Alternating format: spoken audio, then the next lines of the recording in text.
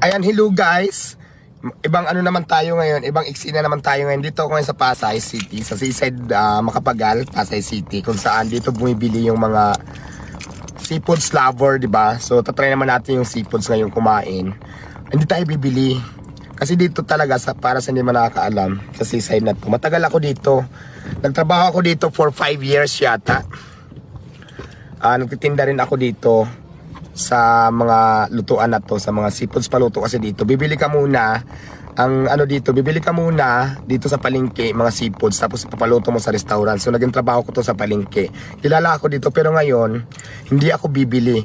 Tingnan ko kung may magbibigay sa akin. So ang gusto ko ngayon kainin alimango, pero hindi ako bibili, manghihingi lang ako. Tingnan ko kung bibigyan ako or bibili naman talaga ako, kasi challenge ko lang sila kung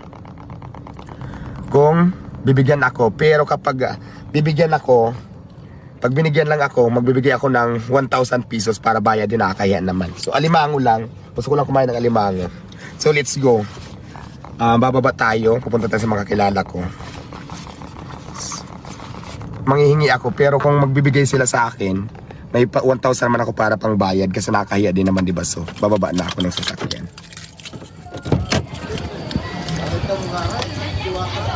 Ayan, seafoods paluto.